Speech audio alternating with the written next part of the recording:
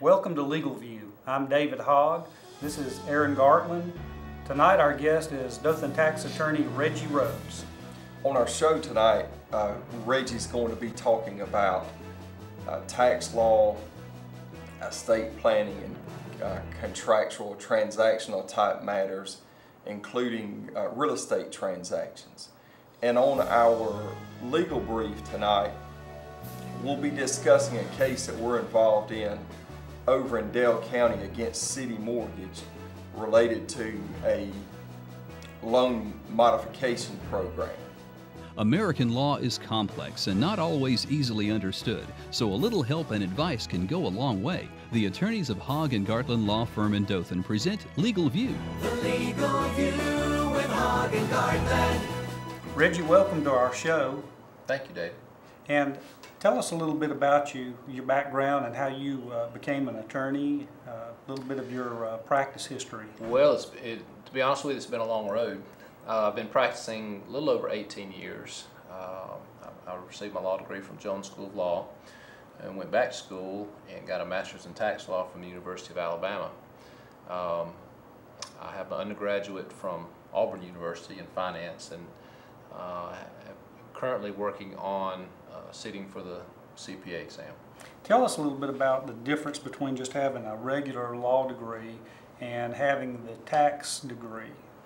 Well, the tax degree is more of a specialization or a concentration in a certain area.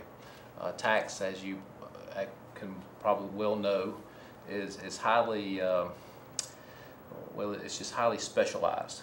And there's actually different areas within tax law that you can concentrate in. One area I like to concentrate in is in estate planning. I like to do, my practice consists quite a bit of estate planning for individuals, both with, low, moderate income levels to those of really high income levels and high net worth. So we cover a wide range of clients. We don't just work for the high income or high wealthy, what many people might consider to be a wealthy person. We cover the entire gamut. And some of the work that you do, though, would be focused just on wealthy individuals. Is that true? Some of the work we do is focused just on wealthy individuals, and we're talking individuals with a 6- and 7-figure net worth.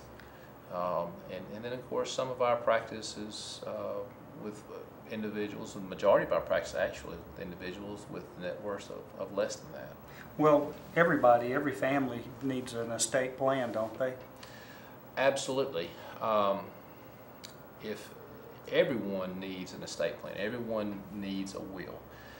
Whenever we do an estate plan for a couple or for an individual, it actually consists of 3, sometimes 4 documents that make a complete estate plan. This would just be for the average person, the average income level person. The first document that we prepare is, of course, the will. The will is basically the cornerstone of your estate plan. The second document that we prepare is what's called a general power of attorney.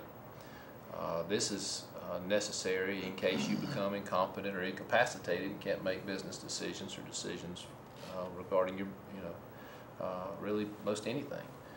The third document that we prepare is what's called an advanced directive for health care. Now, some people want this document and some people don't. You might remember the Terry Schiavo case in Florida a few years back when the husband and the parents kind of fought over whether or not to take the Terry Schiavo off of life support. And an advanced directive helps in those situations because it allows the person to make decisions regarding life support, feeding tube, those types of decisions while they're still competent, they're still able. The fourth document that I highly recommend, especially in this area, and when I talk about this area, I'm talking about this location where we're located in Dothan, Alabama, is a revocable living trust. And you might say, well, why are you recommending it just because we're in Dothan? There are a lot of people in this area that own real estate outside of the state. They might own a beach house in Destin or Panama City, or they may own a place in Tennessee or a place over in Georgia. Well, if you do not have it set up where that property is owned through a revocable living trust, if something were to happen to you, you would have to probate your estate in Alabama and in the state where you own real estate. So if you happen to have a condo in Florida, then you're going to have your will probated in Alabama, and then you're going to have an ancillary administration in Florida. Well, if you own this condominium in Panama City in a revocable trust, there's no need to have an ancillary administration in Florida. The property automatically passes to the beneficiaries. So, where our location, where we're located, just not far from the Florida line, not far from the Georgia line, I recommend that people get, or at least highly consider, a revocable trust, even if we don't fund it from the get-go. But really, those are the four documents that I discuss with my clients, whenever we talk about estate plans. And I know that on hospital documents that they'll ask if you have, when you go to sign in, do you have a advance directive for health care? Do you have a power of attorney? So the hospitals obviously consider those to be important. They do, and we don't need to, when I say we prepare an advance directive, the advance directive covers only really 4 scenarios. The first scenario is if you're terminally ill, which means that you will not live longer than 6 months. You make the decision of whether or not you want life support, whether or not you want a feeding tube. The next decision is whether or not you're permanently unconscious, and that's where 2 physicians basically say that you're in a vegetative state and there's no chance of you coming out. Again, you've made the decision of whether or not you want life support or if you want a feeding tube. Now, that's not to be confused with what's commonly known as a DNR, or do not resuscitate. Do not resuscitates are generally signed when you go into the hospital or in your doctor's office. But those are 2 separate documents that a lot of people get those confused. So we address the advance directive anytime you might go into the hospital for a procedure or for something that could be surgery, could be bypass surgery or some type of major medical condition. The hospital will probably ask you, do you want to sign a DNR? And that would be different from the advance directive that we're talking about. Well, Reggie, tell me this now. You said that part of your practice is preparing these documents for people. That's correct. And well, what would you say to people that would ask you, why do I need to come to your office and have you do this when I can get online, or I can go down to Office Depot or Office Max and buy a kit and do it myself? Well, there's there are certain laws in the state of Alabama that have to be complied with for a document to be legally binding and for it to be effective.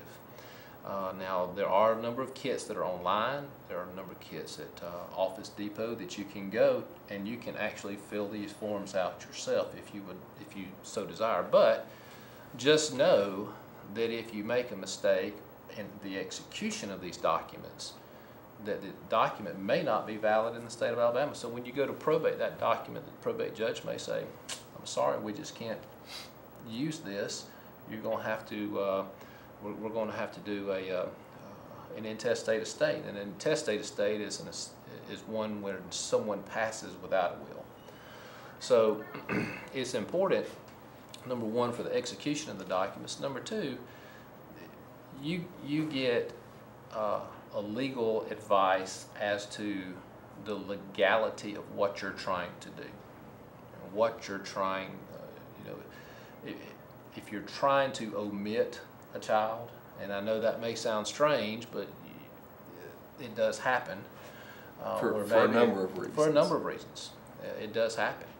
There are certain things that have to be done for that to take place. And if those steps aren't followed, then that's not a valid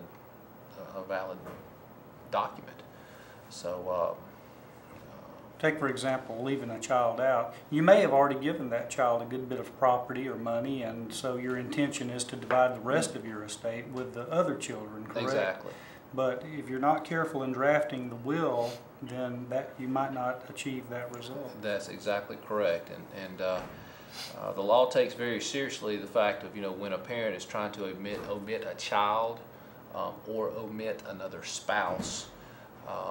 The law gives preferences to children and to spouses, and if you don't take the steps necessary to have those individuals omitted, then the law is going to presume that you did not mean to omit them. Well, Aaron, it's important to have somebody like Reggie who specializes in this to draft a will.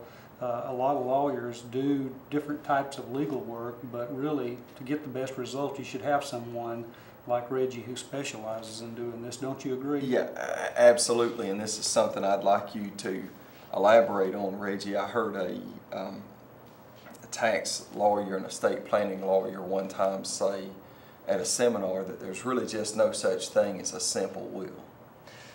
And there's really not.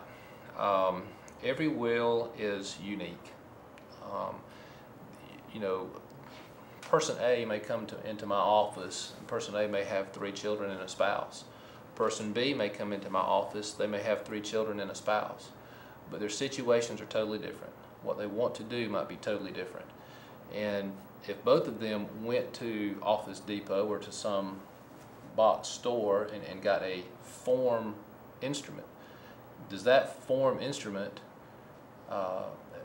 will it be useful for both situations? Chances are that it's not. So, going to see an attorney, going to see someone who delves in these types of matters on a regular basis, you get a customized plan for what you want to do, and you also make sure that it's compliant with the state law.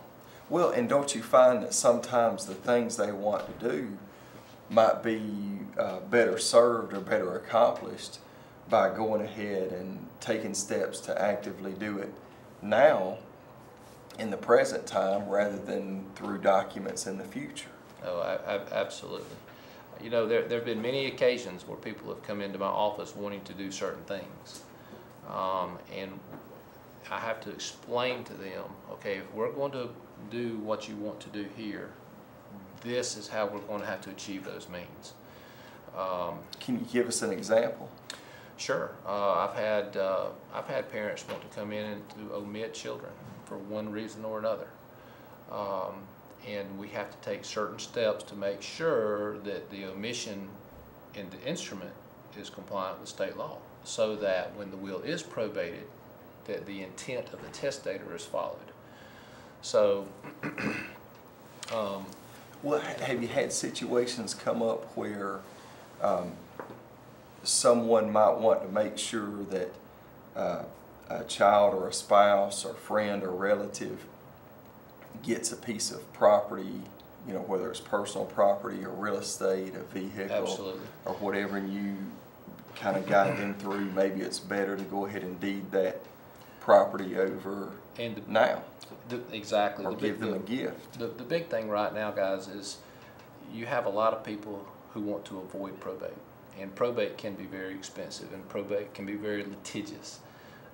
There are things that we can do through estate planning that can take care of a lot of issues now, that whenever the time comes, and we're all going to pass, whenever they pass, the transfer takes place automatically without having to go through probate, without having to set up a trust. So if you have proper planning, you won't necessarily have to probate a will. You won't necessarily have to have a trust. Working with clients all the time, where the parents want to leave either property or a house to certain children, or want to leave cars to certain children, or those types of things. And there are ways to do that without necessarily drafting a will. Now, you want the will in place. Sure. You want there to be a will, because it's a safety net in the event that we miss an asset in transferring these assets, or in the event they go out and they buy something else in the future that they've not, planned for Johnny to get. you always have to have a will in place as a safety net to catch these assets. And then if we have to probate the will, we probate the will. And Reggie, a part of what you do, like any lawyer, would be to counsel with your client, and you don't get that from Office Depot forms. And No. you may need to tell your client, look, you should consider this decision as opposed to this decision. I have many clients come in and they tell me what they want. I want a trust. I want a will. And then I sit down with them and I take an inventory of what their assets are. I take an inventory of what their expenses are. And I then sit down and I analyze that. And then I come back on a second meeting and I'll propose, well, have you thought about this? You know, we can structure this in this manner so that we may not have to probate a will. Now, you still need a will, but if we structure this correctly, if we take care of this now, you know, if you were to pass tomorrow or a week from now, that will would not need to be probated because you've handled all of this now. So, you know, it's always good to bounce things off people. People come into the office thinking that, well, this is what I want, and because John Doe has told me this is what I need. And, you know, what may be good for John Doe is not necessarily good for Jane Doe. Sure. So, you know, everything is customized, and you have to take each, we're all individuals. We all have our own individual situation and our own circumstances. And those situations and circumstances have to be taken into account whenever you're doing something as important as an estate plan.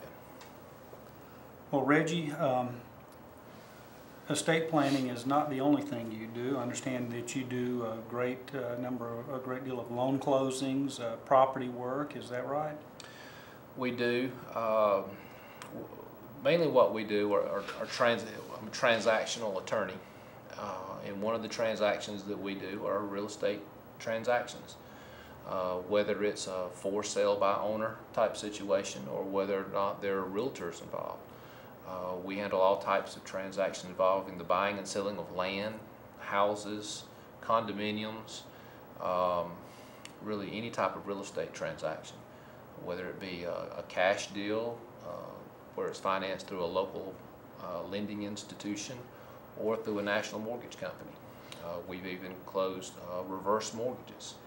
So we have a wide range of expertise in the real estate arena.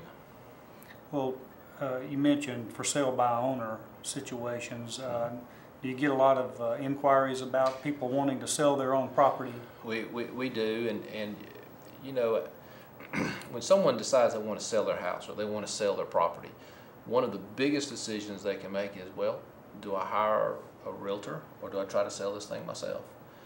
And they may be a first-time seller. And we've had a lot of people, especially in today's market, that they want to say, well, I want to see if I can sell this house myself. And so they call and say, what do I need to do? And we just kind of guide them through, okay, this is the first thing you need to do. The first thing you need to do, of course, is put a for sale sign out in front. When you need to know what you want from the sale of the house, how much money you want to clear from the sale of the house. You know, what is a good market price? Once you have a buyer, once you have someone who is wanting to buy your property,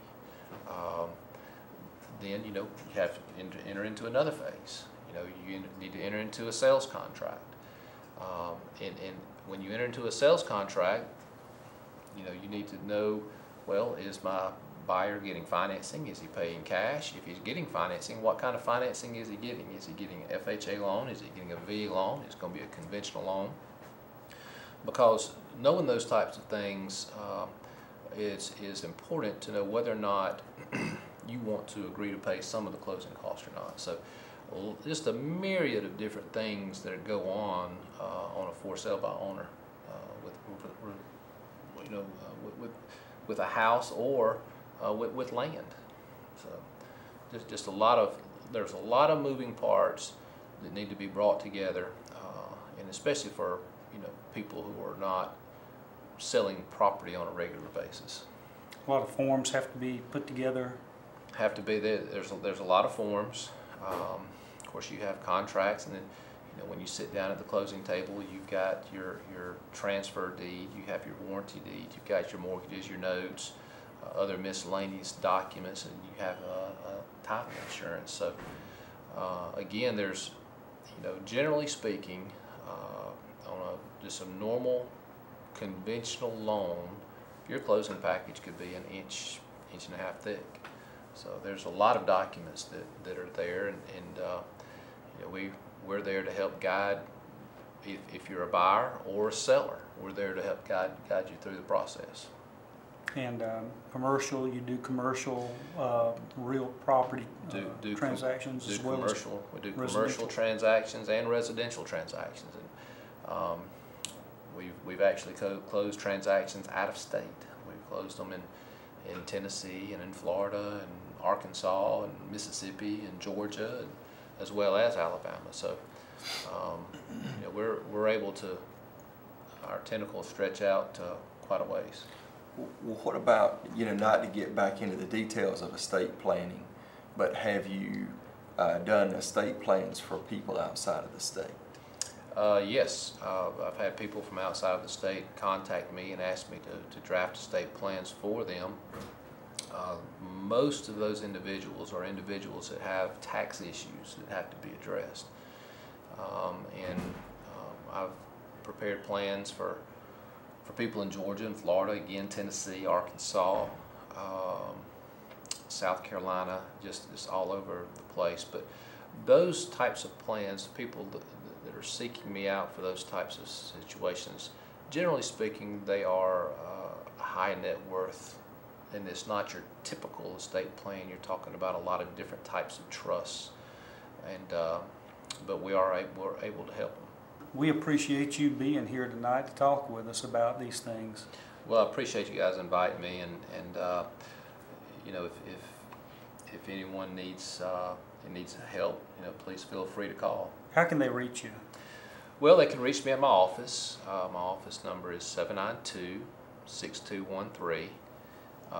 They can reach me there 5 days a week. If I don't happen to be there, if I happen to be out, they can leave a message with one of my secretaries, and I will definitely return the phone call. Great, thanks again. Tonight's a legal brief involving a case we're handling in Dale County involving property issues. Tell us a little bit about that case. It's a lawsuit that's been filed in the Circuit Court of Dale County with a jury demand. And basically what the allegations and the are in this lawsuit, it's a lawsuit where we again have the opportunity to represent some good, hard-working people over in Dale County, and it's against City Mortgage. And again, basically what the factual contentions and allegations are is the couple, like I guess so many Alabamians experienced some hardship, some financial hardship, and the husband lost his job, contacted City Mortgage regarding their home, the mortgage on their home, and basically said, I've lost my job and I want to take steps to avoid losing my home, and was told that he would qualify, or they would qualify for a some type of mortgage loan modification program that would make it more affordable for them, I guess during this downtime being out of work, and was told basically that in order to qualify for this program, you have to be 3 months behind on your mortgage. So basically encouraged him to fill out all the paperwork. We'll get the loan processed, but you have to be 3 months behind. So do not make your payments for 3 months. He does everything that he's told to do, and follows up with phone calls, and because he's continuing to get letters that his mortgage is delinquent and in default. and he continues to call and fill out all the paperwork, and he's assured that he is in the program or going to be in the program, and everything's fine. He and his wife wind up being evicted from their home. So basically it just seems like a real catch-22 to be encouraged and told not to make your payment so you'll qualify for this program, and then you do everything that you're told to do and you're foreclosed on. So that is the factual basis, and we could talk in more detail about what the legal allegations are, but of course one of the allegations in the lawsuit, or one of the counts in the lawsuit against Citibank, is for fraud. And this is just one type of case that we handle, fraud, consumer fraud. That's right. But we also handle personal injury, wrongful death, and we've enjoyed doing the Legal View, and we'd like to tell our viewers a little bit more about the types of cases like this that we handle.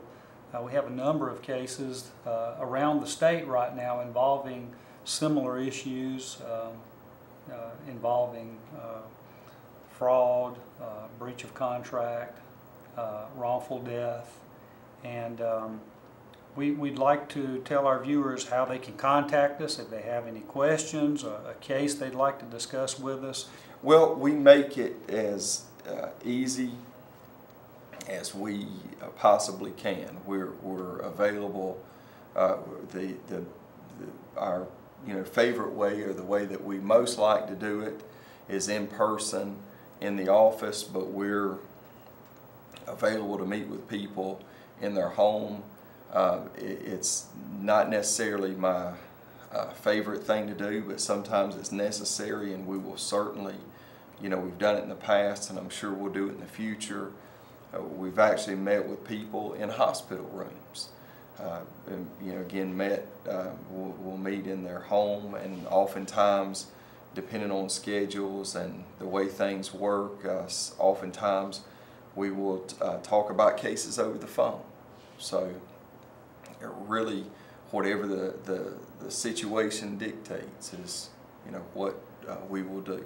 And we like to be accessible for our clients. If we're representing you, we want to be able to, for you to be able to get in touch with us easily if you have a question. So if you need to email us with a question, if you have a concern, want to call us, you can reach us at 334-699-4625 and email us at aaron@hoggartlanlawfirm.com. To submit legal questions you may have, email to aaron@hoggartlanlawfirm.com. Thanks for watching. This has been a production of the Hogg & Gartlan Law Firm and WDFX-TV, Fox 34. The Legal View with Hogg & Gartlan.